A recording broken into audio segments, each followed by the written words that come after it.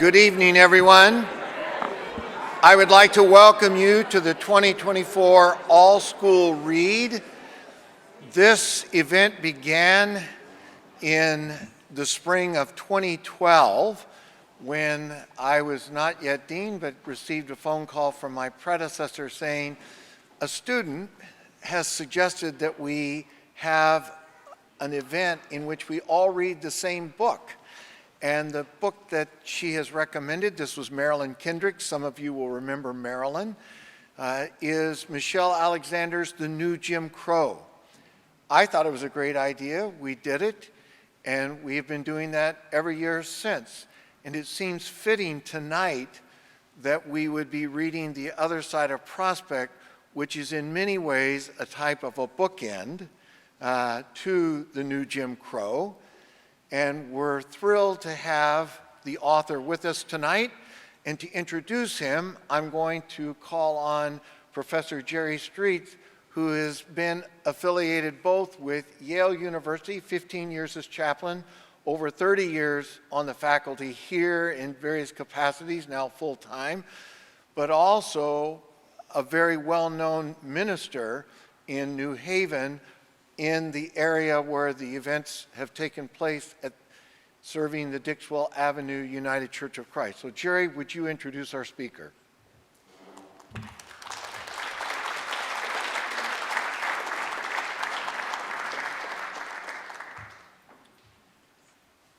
Thank you very much, Dean. We welcome Nicholas Dawidoff to YDS. He is a distinguished writer and celebrated author. I served on the New Haven Board of Alders when I was a YDS student. The district I represented included what was then called Elm Haven, which was down Edward Street close to Dixwell Avenue, and St. Ronan Street, two other sides of Prospect Street. I have been active in the Dixwell neighborhood for many years and would often cringe when good people who live less than 10 minutes away north of New Haven would refer to coming to New Haven as, quote, going down, end quote, into New Haven. Going down into particularly black neighborhoods was a phrase that suggested that one was crossing a Rubicon that distinguished beauty and safety from caution, risk, and fear. We have known many people like those whom Nicholas beautifully and humanly describes in his book. Reading The Other Side of Prospect Street, Nicholas's compelling and engaging descriptions of and stories about real people reminds us that we bring to any given moment all that we have become. Those experiences have embedded in them our sense of self and boundaries that we have internalized. We are sometimes aware and other times not conscious of what our restrictions are and how we have become psychologically, emotionally, and spiritually constrained and formed by these limitations. The intersectionality of social, political, racial, and economic systems coheres, creating and shaping multiple physical and emotional environments to which, once we are exposed, we have to learn to navigate. We know what it feels like to walk or ride through a densely populated area on a route that then leads us and opens our vision to wider pathways and vistas of grass and trees. We relax our bodies and breathe in more deeply.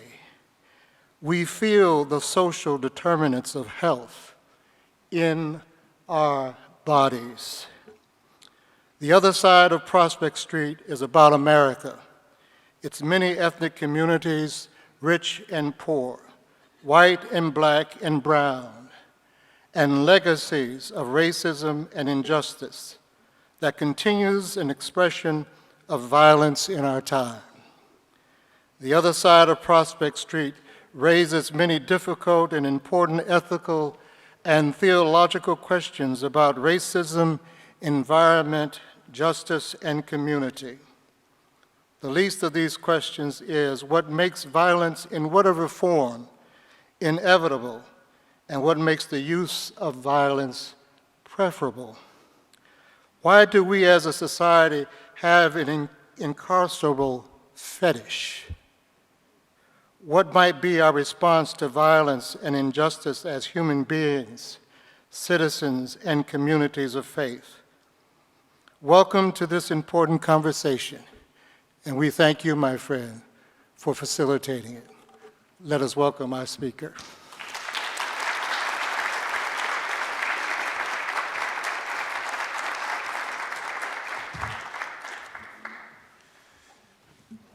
Thank you so much, Pastor Streets, for that introduction. I can't actually imagine a reader I'd be more honored to have.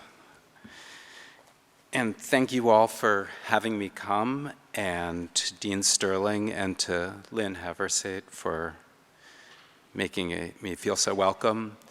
And it's also now my chance to express gratitude for a couple of people in your broader Divinity School community who've been so generous to me and to my book. And I'm thinking of David Dodson and John Santa and Jonathan Wilson Hartgrove and Anthony Campbell and Sam and Eva Ernst.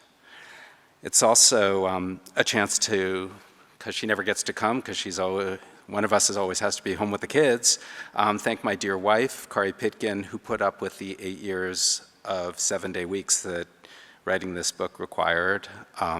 It's also, I'm glad to always express appreciation to Art for Justice and to the Community Foundation of Greater New Haven, who were likewise very generous to me. So many people were generous to me with this project.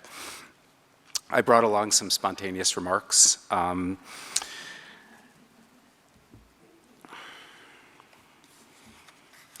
Early on the summer evening of August 1st, 2006, on a mournful New Haven, Connecticut side street, an elderly man from another town who just cashed checks worth nearly $2,000 was sitting in his cream-colored luxury car. A young stranger appeared at his window and killed the man with a single point-blank gunshot to the neck from a .45 caliber pistol. A .45 is a weapon so powerful it's a handheld artillery piece. Few people are murderers, fewer still kill strangers. Far fewer, again, are capable of such an intimate execution. Another stranger, a 16-year-old boy who was blocks away at the time, inside a pharmacy, went to prison for the shooting. Whatever muted outcry that followed in the city was soon undercut by the settled belief that these were the things that happened. The conditioned insignificance of the crime carried its significance. In 3 men inextricably bound by violence was the gone grandeur of cities, the end of new beginnings, and old, unresolved American history. Place matters in how we grow up. We are all products of our environments. I grew up in 1970s and early 1980s New Haven. New Haven was then, as it is now, a remarkably diverse city of neighborhoods. It's also highly segregated. In the 1950s, New Haven became known by government officials as America's model city, and in more recent years, demographers have called it the country's most typical city. Because it is a small city with big city problems, built on a scale that allows for unusual scrutiny, New Haven is perhaps most accurately a representative American city. Michael Jefferson, a leading black civil rights and criminal lawyer in New Haven, grew up in the Bronx. He says that New York was too big. It was only when he came to Southern Connecticut State University for college that this smaller city could function, he says, like a microscope. I could see American life, could see and understand how the country works. Most of us spend our youth in our neighborhoods, our delimited worlds. If, however, you were me and came of age in between spaces, lived on one floor of a rented 2-family house with a white single mother, a teacher who filled my life with books, and her anxiety about making her small salary last the month, had a severely mentally ill father living in another state, sometimes wandering around in the streets, you might often feel like an outsider at peripheral remove in New Haven, as I did. When people die, their obituary or their public death notice typically describes the significant aspects of their personal history and their professional accomplishments. But beyond what work you did and who your family was, everybody also leaves behind what I think could be called an emotional obituary. This is an interior autobiography, and it would be drawn from those formative moments known only to you that reappear in your mind at haphazard moments across your lifetime. Why they do that is often inscrutable. When I was 5 or 6, my mom began to worry that in our household, with just a sister and my mother, I was growing up with no masculine examples. And so there was a period when she recruited husbands of her colleagues to take me on male outings. After a heavy snowfall, one of these men, Jerry, brought me to go sledding down what we New Haven locals called Divinity Hill. As you all know, this is a steep slope that begins level with the peak of Cantor Street and then plunges downward, ending abruptly at a black wrought iron fence along St. Ronan Street. On the summit of the hill, Jerry stretched himself out recumbent on a flexible flyer sled and told me to arrange myself prone right on top of him, and off we went. "Hold on," he said. We took off, and soon the extra momentum from 2 people on one sled meant we were traveling very, very fast. It was thrilling. We hit the fence really hard, and I went into the air and landed, with Jerry landing thudding right on top of me, burying me in the snow. Once Jerry confirmed there were no injuries, that I thought this was very fun and exciting, he was delighted, and that was it. Except, over and over across the years, the suddenly remembered feeling of being buried in the snow. I think it was that I was by then already in confusion about fathers. Your father was supposed to protect you, mine was the danger scaring the hell out of me, and you can live in life and be deeply attracted to something such as risk that you also fear in such equal measure, it becomes in you a life-defining tension. Another day in 1st grade, I visited Divinity Hill to play with my school friend Michael. Michael was funny without trying to be funny, so effortlessly hilarious with his high, raspy voice, his mischievous trickster eyes behind thick black glasses, that he could make me laugh and laugh at anything he said, as he did that afternoon on Divinity Hill. But Michael's father was a Yale Divinity graduate student, and like several parents of my elementary school friends in this university town, once Michael's father received his degree, he moved off somewhere in the middle of America to begin his career. So that was the only time I ever visited Michael, and I never heard from him again. But all my life, at unexpected moments, I can picture Michael on Divinity Hill, can hear his inflections, cadences, see his expressions, him still persistently more bright-size alive to me than crowds of people I've known much better. This is the ongoing disbelief at the discovery of loss, the deep childhood yearning for a means of reversing its course, to not be the person left behind. It's the desire to go back and live again in the memory. Childhood memory, so eerily, persistently close by, childhood memory so real and so electric. There are many ways to know your hometown. I regularly rode my bike downtown to visit the New Haven Public Library. One day there, by chance, I met my first real writer, Eleanor Estes, then in her 70s, whose classic series of Newbery Medal and Honor Roll books about the adventures of the Moffat family in Cranberry, Connecticut, were inspired by her own West Haven childhood. I had a little business taking care of people's homes, raking their leaves, shoveling snow, and mowing lawns. Later, I had maintenance and security jobs at a private New Haven club and worked in a New Haven factory. You had to convince city people that you were the one to be responsible for showing up to clear their walks, cut their grass. Eleanor Estes agreed to let me become her leaf raker, her snow shoveler, and Christmas tree installer. When I was 11, she inscribed my water-damaged copy of the Moffats. For my friend, Nikki Dawidoff, super-de-duper salesman of our street, best wishes, Eleanor Estes. An image I loved in the Moffats described Jane Moffat's habit of placing her head upside down back between her legs and looking out at the world.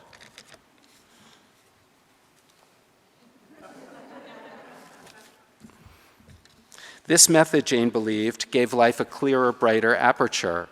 It turns out that this was an especially meaningful image for Eleanor Estes. She said gifted artists and writers could forever see the world first time fresh, with the innocence of childhood discovery. In what was commonplace to others, they located beauty. With my raking and shoveling earnings, I'd ride my bike downtown and spend it at local shops. Most of them were family-owned then. What you bought, the people from whom you bought things, and the other people in the shops with you, it all gave you a feeling that you were a public participant in your city.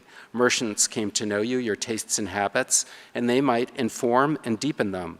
I still look at the spines of books I bought as a child at the Foundry Bookstore, Bookhaven, and Hall of Books, and there I see my people in my city. In that spirit, I encourage you all to visit Possible Futures, which is a wonderful community bookstore on Edgewood Avenue. One way to think about childhood is as a succession of awakenings, moments of sudden luminous clarity that say, this is how the world is. In 7th grade, I switched from my public school to a private school I attended tuition-free. As I daily rode across town, I passed the Winchester Gun Factory, where, year by year, I could tell from the emptying parking lots, disused buildings, and the shorter lines at employee entrances that things were not going well. I played a lot of youth baseball, and as I advanced through the age group leagues, I traversed the city on my bicycle, came to know most city neighborhoods. At my new school, too many children to count had silver smiles. Eventually, I learned they were wearing metal braces to straighten their teeth. That summer, I played shortstop in a baseball league in working-class Fairhaven on a field near the low-income public houses. One day out at second base, when a kid with a long Italian surname, whom we all called Rap, showed gleaming evidence of having visited the orthodontist, it occurred to me there that here among us, he was the only one. Another year, I played baseball in a black neighborhood not far from the Winchester Gun Factory. There, I had teammates and opponents whose battered apartments and worn clothing suggested families struggling to meet their basic needs. There was a day when I stood in uniform on that dusty field, looking out beyond the bleachers, thinking about how right there, just up that hill, across a street named Prospect, was what every townie kid thought of as paradise for young people, Yale University, where the green lawns were kept lushly groomed for the almost entirely white student body. It wasn't just the divergent extremes of wealth, poverty, and relative opportunity I was absorbing, but their in-your-face proximity. The juxtaposition was bewildering enough for me then that I can still hear the strangely formal interior location in which, standing there that day at my infield position, my pre-adolescent voice not yet changed, I asked myself, why should this be? I became an adult and left New Haven. Whenever I would return home to visit my mom, the dynamic of two incongruous New Havens was only intensifying. I could readily see that things were only growing more prosperous around Yale, while Newhallville seemed the same or more forlorn. That Yale and Newhallville should be so close, the college right over there, and yet so far away, I continued to find completely unsettling. Why should a community divide in this blunt, uneven way? Every few years, the New York Times would publish an article on the two Connecticuts, the wealthy, safe, low-crime state with its impoverished, violent cities. New Haven was by now an archetype for demographers, measuring Gini indexes and growth indexes and ratios of inequality. As for Newhallville, if you look at photographs of Newhallville then and right to today, it could be anywhere, an American place, which is the point. Over time, I grasped that New Haven really was a representative version of what remains a persistent American problem from New York to Trenton to Philadelphia to Baltimore to Durham and on across the heartland, fully formed American working-class neighborhoods without any well-paying work. And as with my city in Philadelphia, Baltimore, Chicago, Palo Alto, and Los Angeles, the walls of elite universities were all that separated them from another America. In 2012, I decided I would move back home and try to answer my childhood question of why this, to me, strange juxtaposition should be, and what it might mean for current versions of kids like those I'd grown up with. I wanted to write a book that explained the many forces over time which make a city the way it is, and express, in particular, the unique experience of young people surrounded by opportunity that's unavailable to them. In the most extreme, I was interested in the enormous, but not well understood problem of gun violence, how it happens, and how it both affects and reveals communities. The 0.8 of a square mile that is Newhallville borders on the south and east by Prospect and Division Streets, extends west to Sherman Parkway, and courses north to the Hamden Line. Newhallville is a classic post-industrial community. It was a place formed by work. New Haven once existed at the foundation of a new idea in American labor history, homes for workers that existed separately from the place of employment. When Eli Whitney required skilled hands to work in his Hamden gun factory off what is now called Whitney Avenue, he built them houses, creating Whitneyville. 50 years later, New Haven was a world center for carriage manufacture. George Newhall was the owner of such a successful carriage business that to keep up with labor demands, he too needed to build homes for his workers, Newhallville. Soon enough, automobiles replaced carriages, and Winchester replaced Newhall as the manufacturing anchor of a classic working-class community. Every major European immigrant wave came through Newhallville. Unskilled, undereducated Irish, Italians, Germans, and Eastern Europeans, including Russians and Poles, arrived, did labor that was tedious and often exhausting. But Winchester's virtue was that there a person could learn a trade or how to command a machine, earn income enough to buy first house, cars, could move up and out to surrounding communities, afford tuitions, provide a better life for their kids. The final wave was African Americans from the South, especially South Carolina. These Southern arrivals to New Haven did as earlier groups had done, and today they describe Newhallville back in the 1950s and 1960s as the most risen Black neighborhood in Connecticut, with the highest neighborhood rate of African American homeownership in the state, a flourishing Southern neighborhood in a northern city. There, people grew okra and peaches, bred roses, azaleas, and hydrangea. You could walk down the sidewalk and tell just by smelling the air who baked the best sweet potato pie, the most delicious pineapple upside-down cake. People were formal. They walked to the grocery store in their church clothes. Some women wore white gloves. For children of school age, neighborhood tradition insisted that the entire block know when report card day was. On the way home that afternoon, every child had to be ready to show theirs to every neighbor. As you can tell, there remained close connection to the South. One farmer drove his pickup overnight from Carolina, the truck bed loaded with greens. And when he got to New Haven, he went up and down the streets of Newhallville, calling out his window, "Come and get your vegetables." Even today, look around. Everywhere in New Haven, you'll notice South Carolina license plates. Newhallville then was notably safe. Nobody locked their doors. Trouble comes when the work goes away. New Haven's painful irony is that the gun factory closes, and that leads to an epidemic of gun violence. I had a subject but not a story, not a way of creating a narrative that would reveal and illuminate what I hope to know and then to say. As a narrative nonfiction writer, my work involved relating the experiences of others, not myself. In this respect, I relied on what amounted to advice from two of my favorite writers. James Baldwin once wrote, "If one really wishes to know how justice is administered in a country, one does not question the policemen, the lawyers, the judges, or the protected members of the middle class. One goes to the unprotected." In this way, I was likewise following the example of Virginia Woolf, who exhorts herself in The Common Reader to face the fact of other existences, grapple with the mechanism of external things, report the speeches of men and women who existed independently of herself. Can you do what Baldwin and Woolf propose? Another writer I'd loved since reading My Antonia in childhood was Willa Cather. My Antonia tells of an elderly man recalling his childhood as an orphaned boy from Virginia who is then sent out to the Nebraska prairie to grow up amid Czech and Russian immigrants. My Antonia is amply drawn from Cather's own life, and in the book, the old man's Nebraska childhood past, especially his youthful love for the sparkling Antonia, is more durably present within him than his unhappy here and now. Cather was an Episcopalian gay woman from Nebraska. Another of her books is Death Comes for the Archbishop, a novel of missionary Catholic priests in 19th century New Mexico.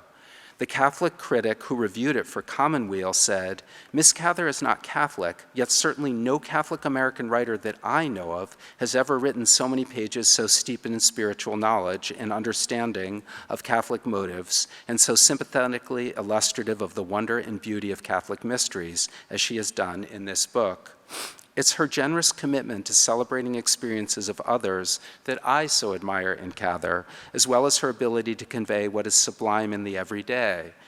her moving attention to the defining complexities of people and settings other writers mostly look past.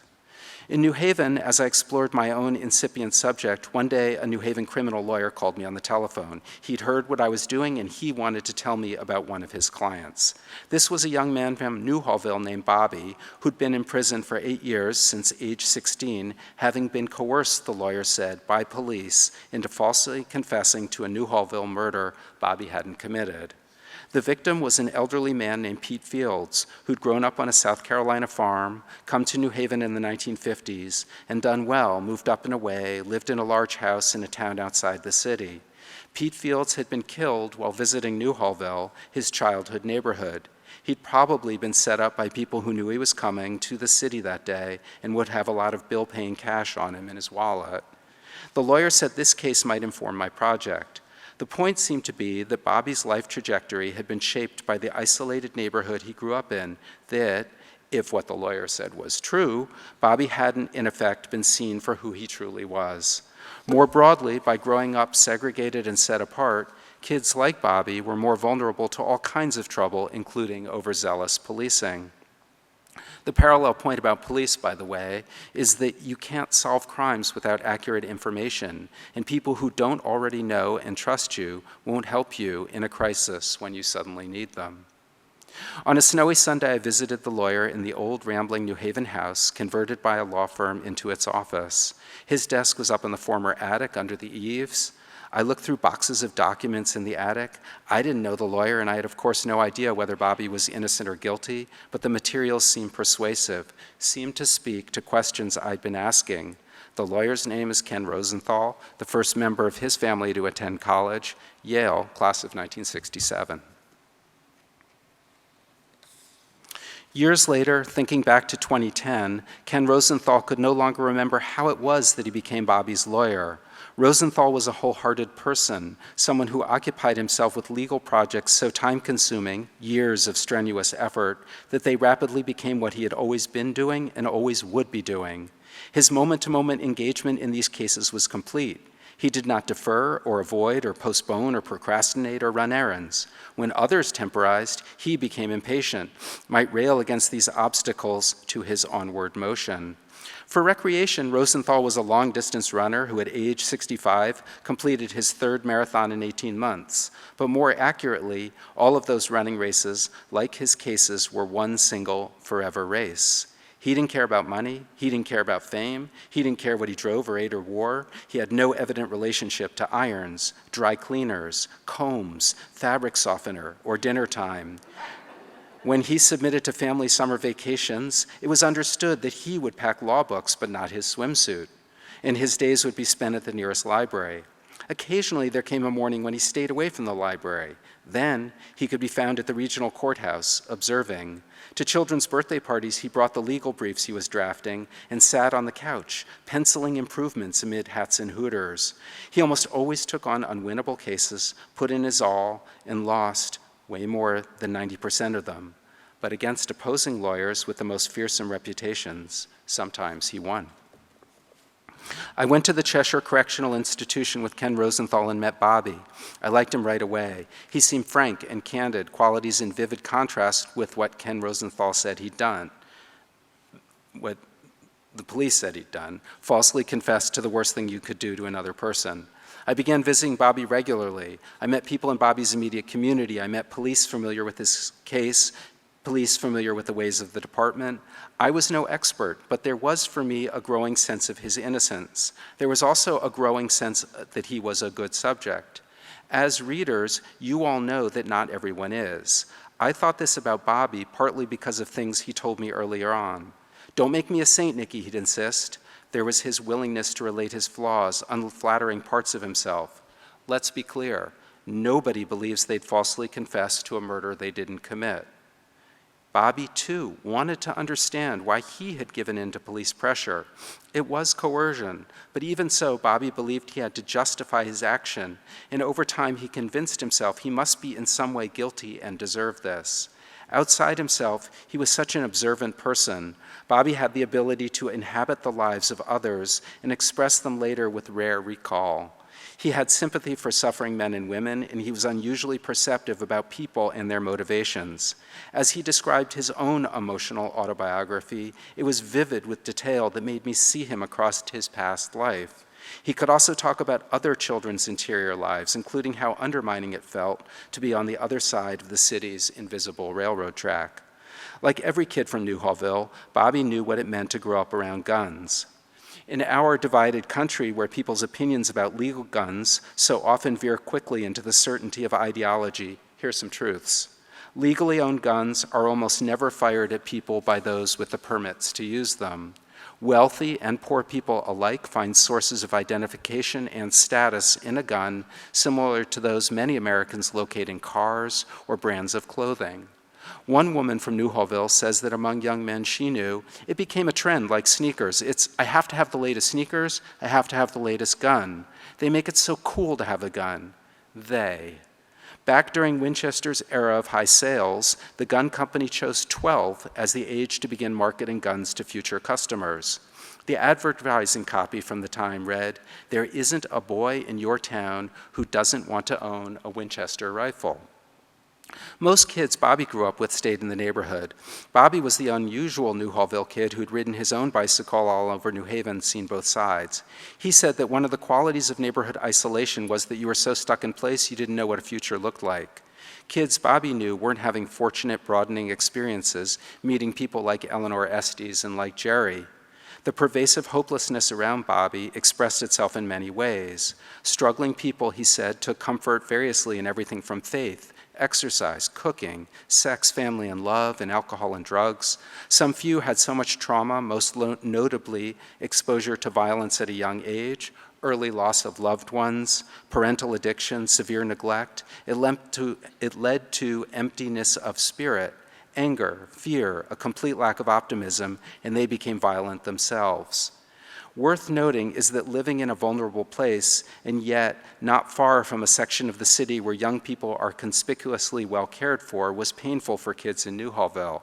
They'd see the blue panic phones around Yale, but not in Newhallville, where they have so much more cause for alarm. They'd see Broadway all lit up and shimmering for Christmas when their neighborhood was dark. Bobby and others said these contrasts could increase alienation and self-loathing that, again, in rare instances, could combine in already at-risk young people to have lethal results. To me, it seemed intuitive that there would be an emotional relationship between gun violence and stark juxtaposed inequality. Anthony Campbell, Yale's chief of police, has spent his life thinking about inequality and its depleting consequences. Campbell considers it crucial that his Harlem childhood took place far enough from Columbia University that he didn't have to confront the educational opportunity he would have then assumed was not for him. His mother was a corrections officer at Rikers Island. His father was in and out of prison. When Campbell became the first member of his family to attend college, he joined the Yale class of 1995. He later received a master's degree from Yale Divinity School. He joined the New Haven Police Department and eventually became its second black chief before returning to Yale. Campbell said there were potent implications for young people living close by an elite college and yet a world away. When you can walk 3 minutes, he said, make a right and see nothing but wealth and security and well-being, happiness, people with future outlooks hopeful and bright, and you're looking over your shoulder because you might be harmed, you worry about eating, rent, that wealth becomes a magnifying glass that takes any light and turns it into a laser beam that cuts you to the core. Young people, Campbell said, are forced to think to themselves, they don't care. They're right there. They have to notice, and they don't care. And that becomes, I gotta do what I gotta do. Young people believed guns could offer them protection. And in a community where many felt they had no agency, guns could also be the source of agency and power and acclaim. A few found thrilling the possibility of becoming street famous by walking toward what petrified everybody else. At prisons, people from New Haven serving time for violent crimes talked about Major, an intelligent, academically gifted Newhallville teenager who'd become neighborhood famous for shooting people before being murdered himself. The explanation one young man who knew Major offered was, where he came from, they glorify violence. People want recognition. It goes from carrying a gun to shooting at people to shooting people to killing people. There's a feeling of you don't give a fuck anymore, shoot somebody, it's nothing. Typically, those who commit street violence exist in what researchers call networks, cohorts of men well known to one another. They might be shooting victims one day and perpetrators the next. Nobody I met ever knew a happy shooter. What most have in common, again, is fear. Even in American neighborhoods that are statistically dangerous, the sources of violence are of very, very few people. But violence resembles shark attacks in beach communities. It doesn't take much for everyone to be terrified. At the beach, someone begins screaming, the reddening water immediately empties for many days. But street murders happen in the neighborhoods where people live and can't easily leave. After the blood and skull fragments are washed away, sidewalks, porches, and driveways remain indelibly stained with the mayhem that has taken place. And with each new murder updating this dire spectral topography, people feel more oppressed by the unrelenting presence of violent death. Last week, a 16-year-old boy was shot down on Newhall Street. Murder, Pete Fields' daughter Susan told me, ruins families. During my project, I met many people in New Haven who counted off dozens of murdered friends and relatives with the ready enumeration of high school students listing their SAT scores. At first, listening to people tally up these deaths, the high numbers had seemed surreal to me and I couldn't fathom them. That changed when some of the young men I now knew began to die themselves, one after the next, murdered on clear afternoons in the streets of the city where I grew up. Each was someone with a new home, room teacher, or a new job, or a new girlfriend. Now they were never going to grow old. Bobby and other young people, some inside prisons, spoke of young people's fear of violence, how exhausting it is, that it distracts you from everything else, including school classes, that most kids who had guns got them to protect themselves. I heard about a young man in Hartford who put on a bulletproof vest every day with his underwear while getting dressed in the morning. All this in one of the wealthiest states in our country. I consider it to the enormous credit of Bobby and the many others who took on this sensitive subject, spoke patiently about it. They wanted members of the public to know of their experience so the public could better understand the tragic, complex problem of gun violence. They said they hoped for an American public conversation. So here's a brief sense of how it can be to be a kid at risk in the neighborhood. And I need to tell you just that this little scene takes place in 2018. It's a particularly hot summer, and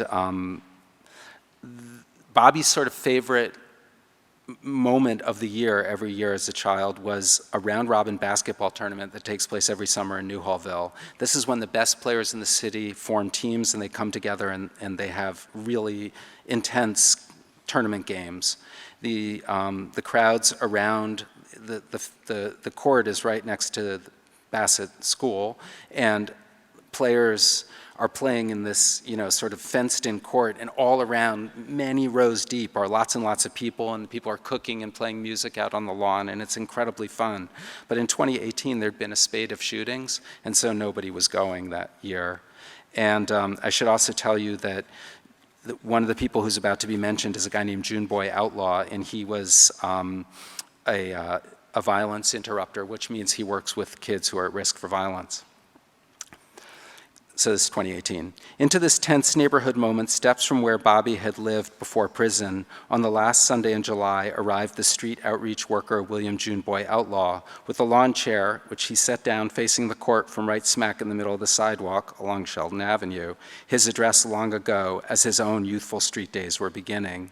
Here in the summer heat, Outlaw was resplendent, his great bodily girth set off handsomely by a crisp checked shirt, designer sunglasses, and a gold tooth. Sherman Malone, a leader of the anti-violence organization Outlaw worked for, said of him, "You can't succeed in the criminal world without real skills, but it's very hard for us to find people who are not still entranced with their skills. William isn't, but William's like a politician." Sure enough, the lawn chair became a congressional office, attracting a procession of seekers and supplicants. Among them was a young man in his late teens with dark blue sleeveless shirt and strain all over his face. Sleeveless wanted Outlaw to know that another kid, notably small and swaggering, whom he named, had stolen his purple bicycle. Both were from the housing project 3 blocks away. When Sleeveless briefly left his bike unlocked outside his apartment, Swagger had ridden off on it. Sleeveless seemed both subdued and yet holding within him a deep anger to be without his bike and reduced to pressing his case to Outlaw. Kids in Newhallville, Outlaw would say later, have so little that what they do own matters too much to them. One crucial thing the bike meant to Sleeveless, it was his means of periscoping trouble in the near distance and evading it. As Outlaw and Sleeveless were talking, Swagger came into view, swooping down Shelton Avenue on Sleeveless's bike. Spotting Sleeveless, he banged a right turn and disappeared along Brewster Street toward Dixwell Avenue. Sleeveless turned back to Outlaw and said in a flat voice that he either wanted his bike back or Swagger owed him $80. Outlaw told Sleeveless the bike would be returned if it was really his, but was it? He hadn't stolen it himself, had he? No, it wasn't a stoley, Sleeveless said. His cousin had given it to him 3 years ago. Sleeveless didn't want any beef. He didn't want anything at all except his bike. Sleeveless looked far beyond tired, like the oldest teenager in history. The furrow in his brow was a 2-month ditch. Would Outlaw help, he asked, effort emanating. Outlaw would help. Sleeveless closed his eyes and took a breath. He opened his eyes and blinked them for the first time since he'd arrived. Outlaw telephoned Kermit Carolina, the popular neighborhood native who'd been the Hill House High School principal and was now in charge of YouthStat, a city government organization that partnered with assorted social service and law enforcement agencies, identifying and working with the most at-risk kids in the school system. The stories Carolina's cell phone contacts list could tell were so tragic, people wondered how he retained his well-known bonhomie. Within minutes, Carolina arrived at Outlaw's chair, clad in dapper black workout gear. He was also a former state championship-winning Hill House High School basketball coach. In no time, Carolina and Outlaw had communicated with Swagger about Sleeveless's bike, which Swagger agreed to return in exchange for a $10 finder's fee. He negotiated from Outlaw. Then, almost right away, here came Swagger, lean, diminutive, cocksure, and strutting. Everything about Swagger advertised what was true, that he had friends with guns. To look at him was to confront Sleeveless's just-around predicament, and also Bobby's. As a young person in the neighborhood, you had to prove yourself so many times to those who tried you, and it never, ever stopped. The two-piece negotiators pulled Swagger aside and talked to him vigorously. The agreement was brokered, the $10 paid over, and then Outlaw said sternly to Swagger, "That's the end of this? It stops here? I don't want to hear anything more." He looked meaningfully at Swagger and told him, "I gave you $20 last week." He meant that crime paid, but not forever. Only now did Swagger quite leisurely depart and then return minutes later with the bike.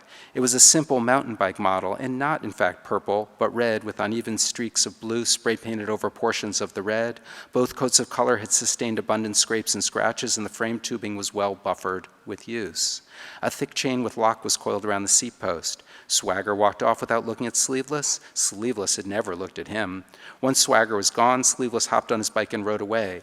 As he did, Outlaw and Carolina simultaneously yelled to him to use that chain from now on. Sleeveless called back that the chain wouldn't work because he couldn't unlock it from the seat post.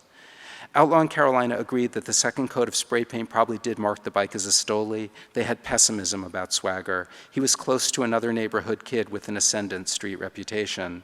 Everything Outlaw and Carolina knew about Swagger made them very worried for Sleeveless. In this time when handguns had become widely accessible to young people and an accepted way among them of settling arguments, beefs that ended in death had begun over much less. With Swagger living in his apartment complex, how was Sleeveless going to navigate his day-to-day? Neither Outlaw nor Carolina could in any way promise Sleeveless his well-being. Was he now in peril for snitching to them about his bike? Or was he being paid to return a bike he'd stolen, a sufficient victory for Swagger that Sleeveless's possible breach of street code could be overlooked? Could Swagger have scammed with Sleeveless to play Outlaw for some cash? Unlikely, but Outlaw and Carolina never estimated the ingenuity of teenagers. It was likewise easy for the two violence interrupters to imagine Sleeveless becoming so cornered by menace, he might acquire a gun himself and try to take out Swagger, which would solve Sleeveless's problem and also armor him with a street reputation. Sleeveless didn't seem like that kind of kid at all, but you never knew how thermal pressure in the canister of only bad choices could transform someone into a shooter. Getting the gun would be the easy part for Sleeveless. One could be arranged at a price not much more than the value of a beat-up mountain bike. Mass incarceration speaks to mass poverty. Prisons are full of people who grew up in poverty because poverty is violent. Talk with numbers of people in prison about violence, each will say, "I never met anybody straight bad." Another phrase you'll commonly hear is, "I'm a product of my environment." They mean the neighborhood where they grew up and also its satellite, prison. Prison was conceived as the place nobody wants to go to. Accordingly, life inside prisons is defined by stress and boredom and regret and trauma. Far too often, prison destroys people. What it takes to succeed in prison is different from what it takes out here. In prison, you age, of course, but as to lived experience, people remain the age they were when they went in. They endure, get through, and then they emerge, weighted by the experience of where they've been. One day I received a call from Bobby's lawyer. The state had reinvestigated his case and Bobby's conviction had been overturned. 2 hours later, there I was at the prison, watching a man be told that it had all been a mistake and he was going home. When a person is released, mass incarceration gives way to mass re-entry. People return to a society that mostly seems to say, you messed up, you fix yourself. Most are uniquely not in a position to do that. They have on their biography whatever landed them in prison to begin with, and now that eroding experience. I spent a year observing a men's reentry support group where I met people whose acute desire to succeed in American life was so often undermined by an acute lack of preparation for doing so.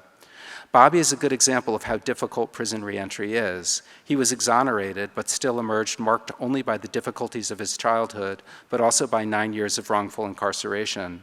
Many people looked at him, and once again they didn't see him for who he was. Now they saw a young man with a scarlet P on his chest. Still 16 in his lived experience of the world he had been plucked from as a teenager, Bobby was suddenly required to be a fully capable and purposeful adult. During his reentry years, Bobby would repeatedly say, "Nikki, I don't know what I'm good at."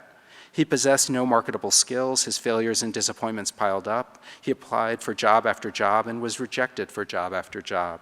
Home Depot turned down his application to collect shopping carts in the store parking lot. Bobby became so lost and needy and then depressed, those around him found it heartbreaking. It all seemed so particularly unfair.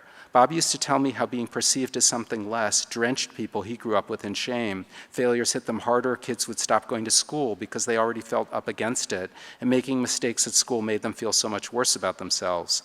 It is a difficult thing to imagine the future rewards of education when you don't have enough examples around you attesting to them, when you have to take it on faith. To be clear, these were kids with as much promise as any others. Human beings find it so tempting to generalize about other people. Yet the more we individuate in how we see others, the more sensitively we look and listen as Baldwin and Wolfe and Cather and Bobby do, the more effective we are as police, as teachers, doctors, employers, ministers, and writers.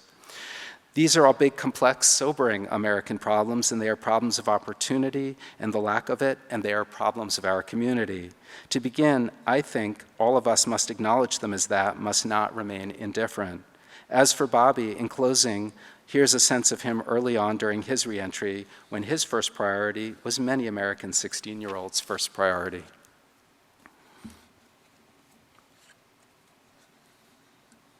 So I just need to remind you that Bobby liked to think of himself as a traveler on his bicycle as a kid, moving around New Haven.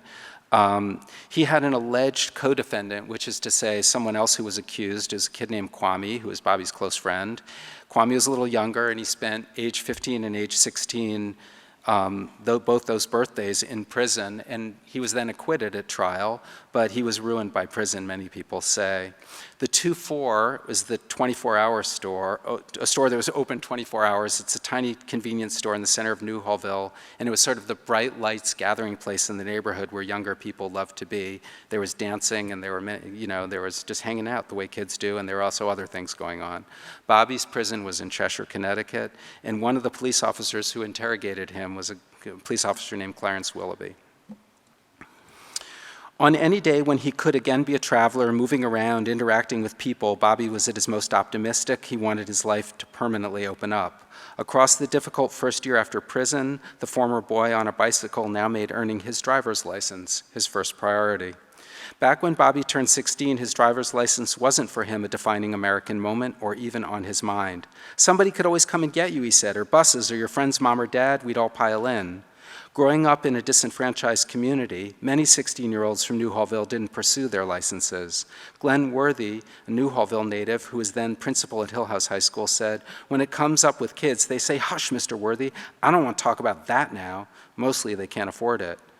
Beyond the hundreds of dollars it costs to become licensed, many Newhallville families own no vehicle, making it impossible to secure a car in which to learn to drive and then to reach the Department of Motor Vehicles, which was out in Hamden.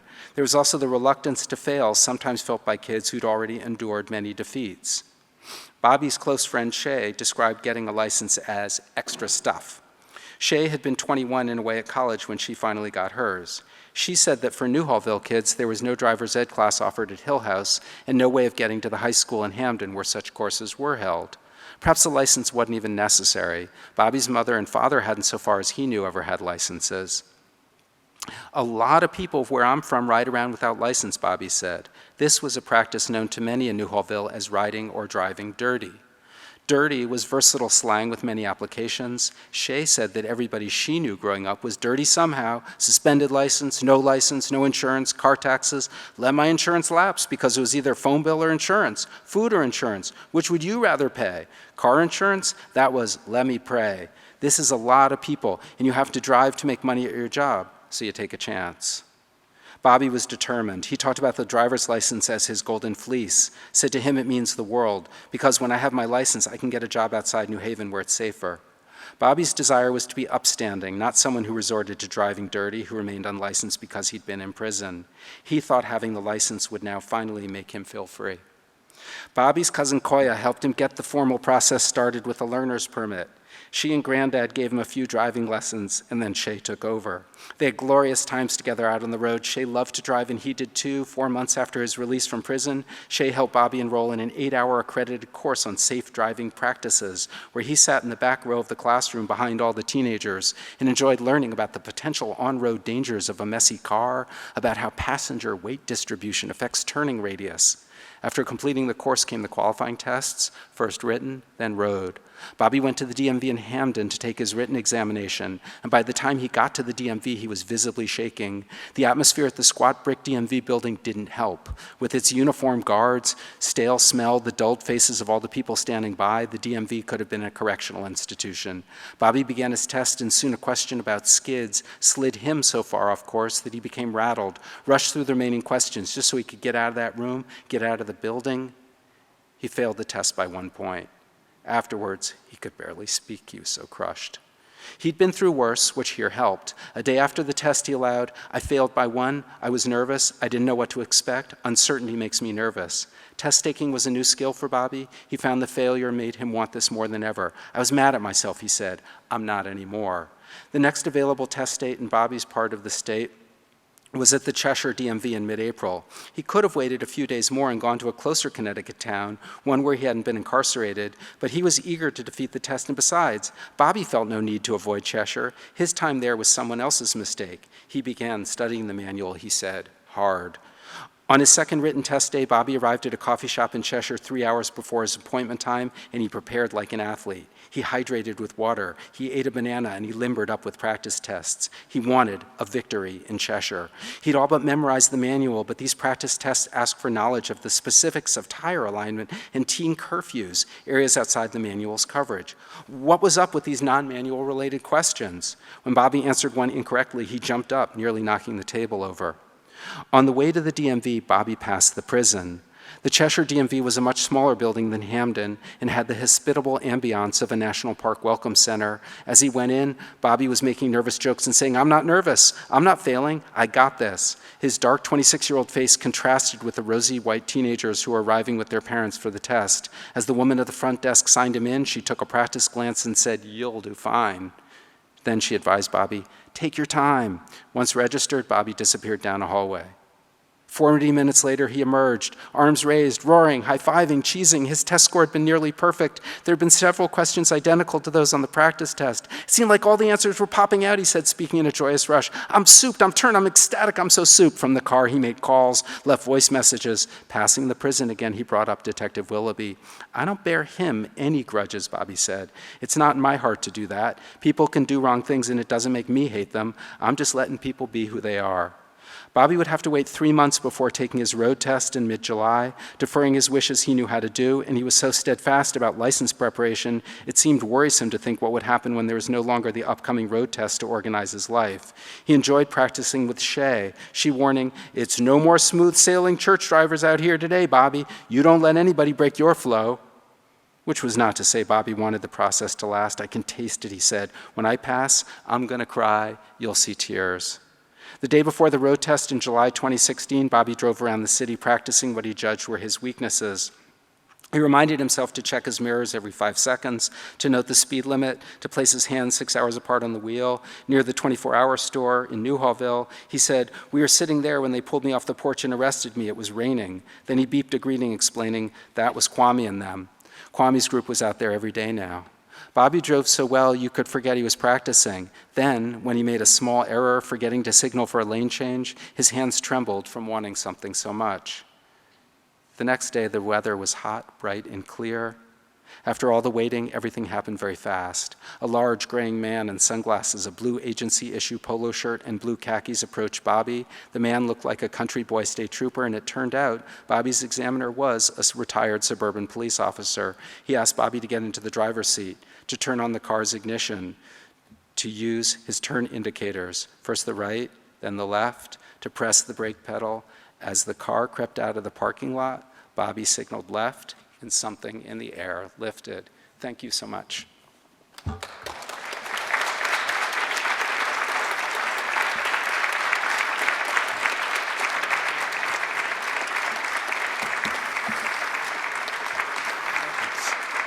Sorry, I'm just...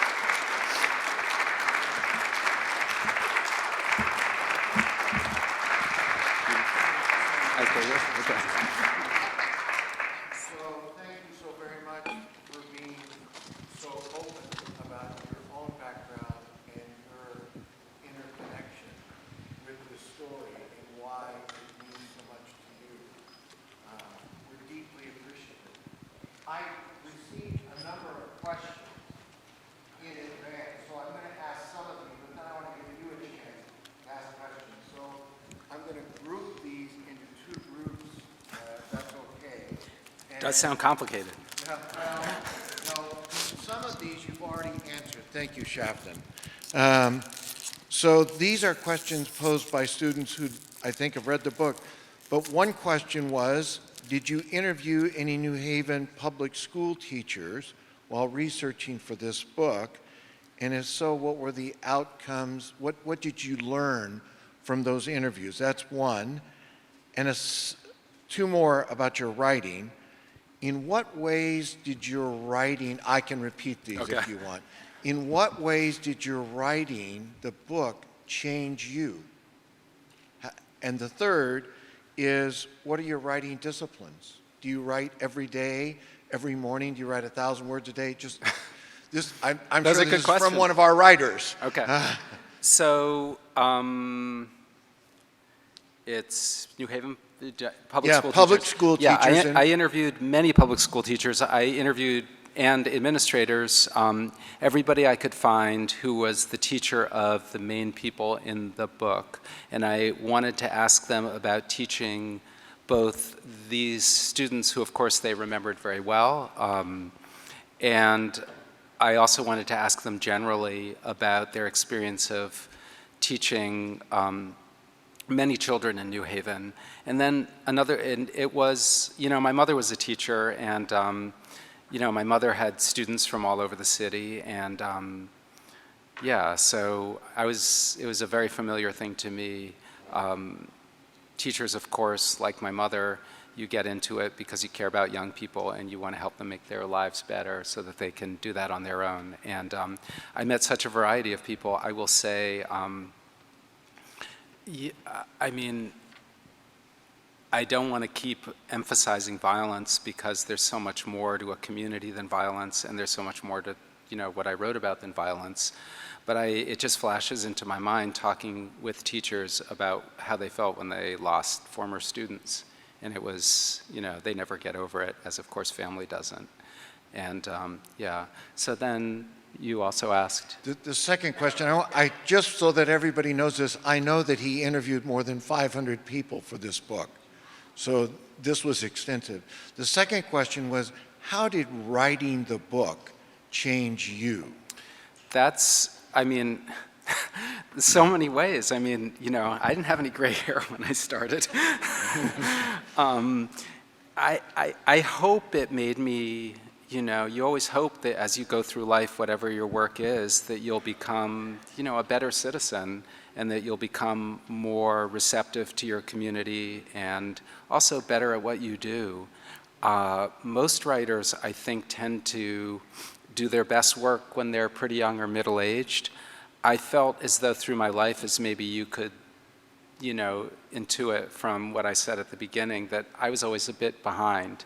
And I felt that I had to wait a long time to write this book because I wasn't mature enough as a writer or ready to, and that it was an incredibly complex subject that required an understanding of many different kinds of disciplines and many people. And I wanted to be ready to do it. And I, by the end, felt that I had been ready, but you know, that's not really for me to say, it's more for a reader to say. I mean, every project changes you in different ways. One way it changes you is it broadens your life with the people, if you're a nonfiction writer, who you meet in the course of the project. And I met so many wonderful and lovely and interesting people that I would say that's the biggest change. I mean, I always find that question very hard to answer because I just begin thinking of people like my friend Clifton, or obviously Bobby and Ken and Shay and members of families and and Koya and so many other people. But you know, if you're a writer, you live with these people. They're just, your years are passing and they're like, what are you doing? You're still doing that? But you're living with them every day in some way, in some function. And so it was pretty great. And you know, Margaret, who is Pete's sister, who lives in the South, you know, every time she calls me, you know, it's I don't know, what do you say? It's a blessed thing for me, so like that. And then the other question was about my routines. The other one was about your writing habits. So do you write 1,000 words a day? What do you do? So when I was in college, I had a professor, and I was a very enthusiastic college student. And when it was time to write my thesis, this was a very distinguished and very elderly professor. He was from Kentucky, and he was tiny, and he was sort of wispy hair, and he was a wisp of a man. And you had to lean close to hear what he was saying. And he was a very distinguished writer. He'd won every writing prize there was to win, and he was a marvelous human being. And I decided I would go to see him to ask, as I began my thesis, what his advice was. So I said, well, you know, what advice do you have for me about how I should approach writing this thesis? I mean, because to me, it was as though I was writing Dante's Inferno or something, you know how it is when you're a kid. And he leaned closer to me, and I leaned closer to him, and he said, Nicholas? And I said, yes. And he said, my advice is 3 words. And I nodded, and he said, ass in chair. And really, I mean, the thing about, for me anyway, being a writer is every day, even when I don't feel well or happy about doing it, you have to do it every day, day after day. And I do my best never to cut any corners, read anything, talk to everybody, go back again and again and again. I try to be, my wife will attest that perhaps this is both a virtue and a limitation, but I just show up every day. And I mean, I could tell you very happily and bore you to death with all of the procedural things that go on. I mean, one of the great things for a nonfiction writer is thinking about structure, how you organize a story so it feels as though people are reading something that just is naturally unfolding, when of course there's an infinite blur of possibilities for what you could say. And so ordering things, structuring things so that everything is, you know, sort of scaffolded by some sort of theme, but it doesn't feel like a theme. It just feels like you're reading about friends. You don't really know you're reading about friendship, or you don't really know you're reading about the interior life of children and how formative events occur to them, and they don't even know that it's a formative event. And then years pass, and this thing keeps reappearing in their mind, and what does that say about their reaction to the crucial themes of life and childhood, like fear or love or, you know, friendship or sympathy or compassion, or all the various qualities that we try to have. So It took me 3 months to outline the book, and I do it with index cards, and it's like boxcars on a train, you know. When you look at a train going by on the freight train, the colors, it seems completely random what's there, and so you want to arrange them so for me anyway, I arrange them on index cards that are like box cards, and I do it on the floor so they're just all over the office, and I'm constantly moving them around and things like that, but that's a little bit of it. Sorry to go on. I'm going to summarize the last group in just 2 questions because I want the audience to be able to ask things. But these 2 questions deal with the purpose of the book in broad ways. So one is, what did you hope to accomplish through writing this book? And the other is, what advice would you have for Yale, and if you want to say Yale Divinity School, to address the problems that exist in our neighborhood? This is our neighborhood. So,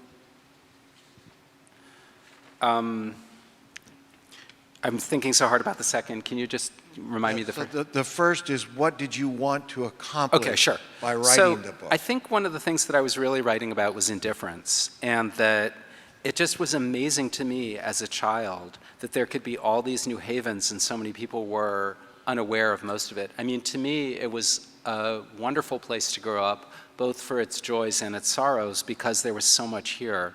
And there were so many people to get to know who lived in different ways and who were just wonderful. I mean, community baseball was an incredible thing. I played all the way until I went to college on New Haven leagues. And to me, getting to know your community and, you know, having all these different people, it just felt like I was so immersed in different kinds of life. And so it was really confusing to me then that, you know, that there would be, as I came to know, as I got older, better and better, what the stark differences in opportunity, the concerning qualities of the city in terms of race and also class. I felt as though, you know, and as I said when I was, you know, talking, you know, I felt as though these were problems that, you know, maybe it was people just didn't know what to do about them, or that I couldn't imagine that people just didn't really care, but there was some way in which people could just exist with this structure that seemed to me, here and everywhere else I went, just confusing and bewildering. You know, I mean, like I said, as I said that day on the baseball field. So I guess, you know, I'm a writer. I'm not someone who would ever purport to be the only person writing about these subjects. I would hope many people would, or anybody who would present himself to you as somebody with great solutions. But I did hope that what my book could do, what good books can do, which is in their way begin a public conversation, ask people to, you know, sort of be concerned with what concerned me. And it became clear as I began to talk to people throughout the neighborhood. I considered, by the way, the main character of this book to be the neighborhood. And that's part of why I talked to so many people, because I wanted it to be the voices of many, many people in kind of a chorus almost, who are describing, you know, a community. And I, you know, wanted to write a book about an American neighborhood, and I loved that neighborhood, and so that's why I did it. But it was, what was bewildering me as a child turned out to be a common, very, very common, all over New Haven and all over the country wherever I went. When I would describe what I was doing, many people felt this way, and many people wanted to talk about issues of post-industrial neighborhoods and racism and the other features of those neighborhoods that, you know, because not all of them are African-American neighborhoods, what led them to be stagnated over generations. And so I hoped for that. And as for Yale, it just seemed to me that, you know, you couldn't, so I guess one thing to say is that I feel as though New Haven is maybe you know that Minneapolis, for example, is a city which is noteworthy in this country for having more theaters per capita than any city in the United States. Well, New Haven has always been, and it might be urban legend, but it's always been said that New Haven is noteworthy for having more nonprofits per capita than any city in the country. In other words, this is a city filled with people who really care, and I've known people like that ever since I was a child in New Haven.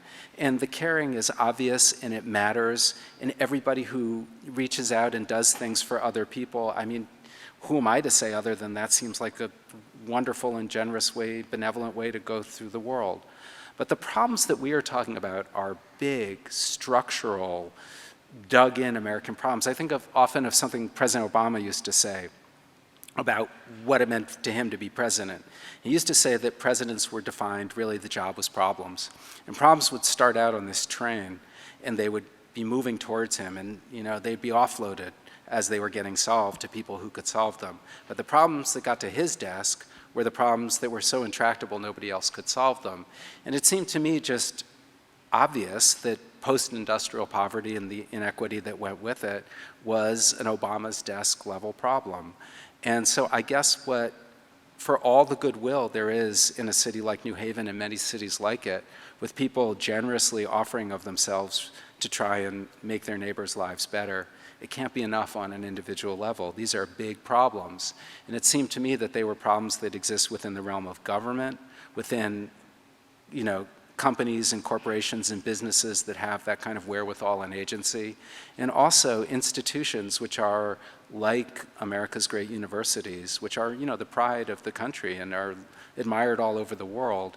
These are the places that need to do something about it. And with Yale, people invariably in New Haven always complain about how much money Yale has and that Yale should be giving it more to other people. It's not for me to say how Yale should be spending its money, but I do notice that Yale's mission and what Yale has always said when it was, in my childhood anyway, saying that the problems of New Haven are not the business of Yale, we're here to educate and to further research. And to that I say, fine, research.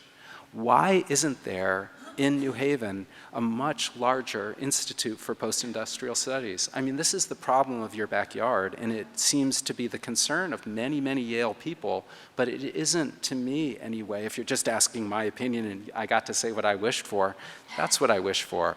I wished that people who really know what they're doing, people who are skilled researchers, and these things exist.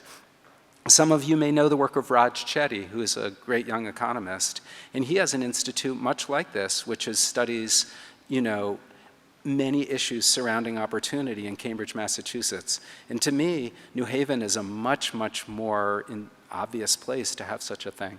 So, and I thought there should be many such places, Baltimore, Philadelphia.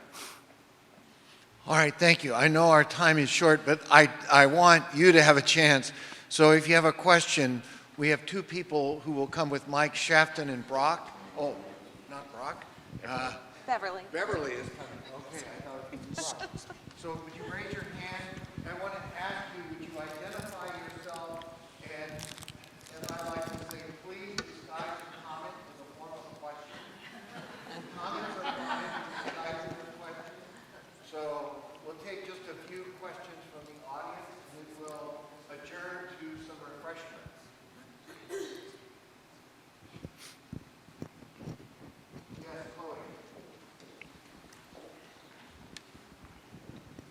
Thank you, Chloe Starr. Just continuing the last question about Yale, as you probably know, Yale offers money to faculty and to others to live in certain areas of the town.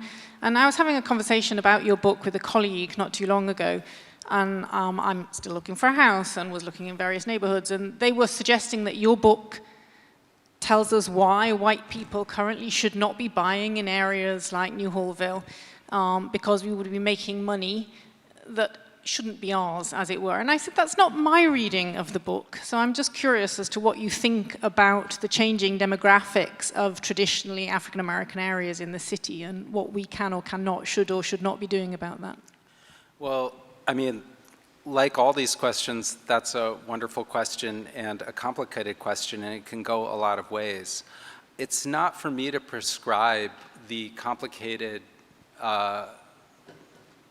many complicated aspects of how people think about, I think what you're talking about is gentrification. All I can tell you is that I grew up in a neighborhood that was full of many, many different kinds of people, first-generation Americans, Americans who looked and spoke and acted in all sorts of different ways.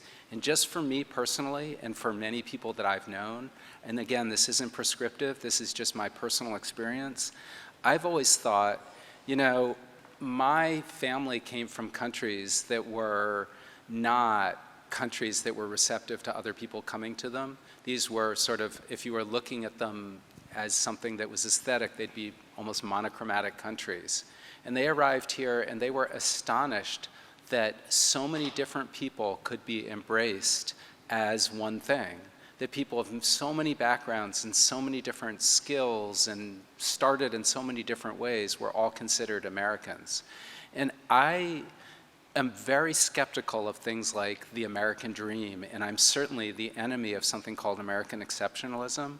But I do think that for all the things and flaws and problems that exist in this country, what has been a truly remarkable and beautiful thing about this country is its ability to embrace many different kinds of people and give a lot of them, not all of them, but a lot of them some path to opportunity and making a better life for themselves. And for me, definitely, I can say that the neighborhood and the city that I grew up in, because I experienced so many different kinds of people, was a beautiful thing. I can't tell people who should live on their block. I mean, but I can say that so many different people lived around me was, for me, a beautiful thing. Any last questions? Right here. Thank you so much. I really appreciated when you spoke about indifference or like apathy, and that being this kind of core structural issue but on like a spiritual level that enables the kind of segregation and inequity that persists right now. And I guess I'm curious from your life and from your research if there were experiences or kind of patterns that you noticed in which that apathy kind of fell apart and people were surprised by the kind of care that they felt for one another that maybe went across those boundaries of neighborhood, of how people usually think about whom they care about or whom they can be cared for by. I can think of a lot of experiences like that in my life. You know, think about, I guess I've just generally felt that the more time people spend with people whose experiences are different from them, there is an inherent, among a lot of people, some people are just curious about other people naturally and they just go forth into the world. But a lot of people are just sort of conservative, I think I've noticed, in how they interact. But what seems to happen over and over again is what I tried to say in answer to your question, at least in my experience, both as a civilian and also as a, you know, as a writer, is that people say over and over again that they can't quite believe how once they move outside what they know, how much better life can be. And so I've never understood, you know, sort of seeking out only what you know.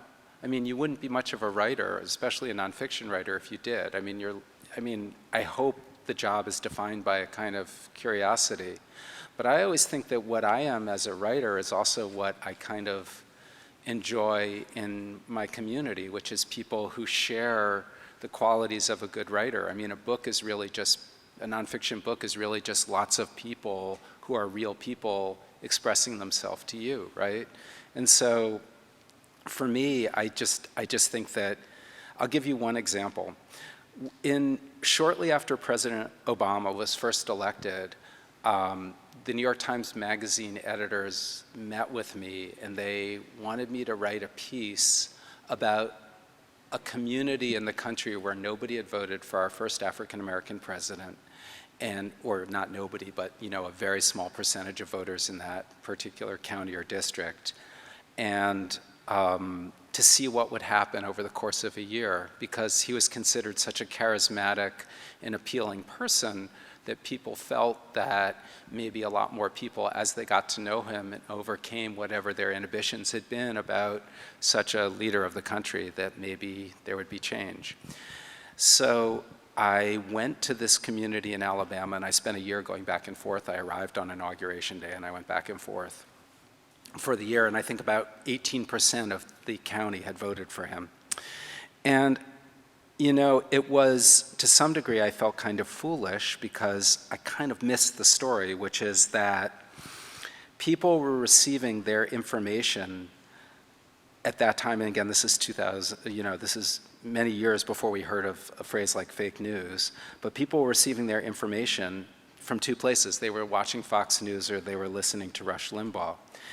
And so everything seemed very periscoped in that way, and I would hear the same descriptions of things over and over as I moved around from churches and stores and schools, and I talked to people and I got to know people in the community. I was feeling very frustrated because it felt like a very redundant conversation, and what we had imagined might happen, it wasn't happening for obvious reasons. And that should have been the story because it later became a story, but it wasn't.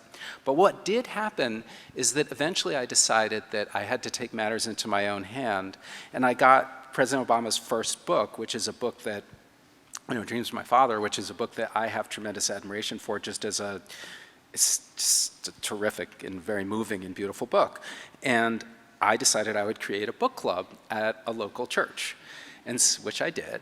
And I arrived with my boxes of this book, which the New York Times Magazine was happily paid for, and here was the book club. And it was amazing in that book club, as soon as people started reading and sitting around a big table and talking about it, how rich and nuanced and, you know, sort of complex the conversation became.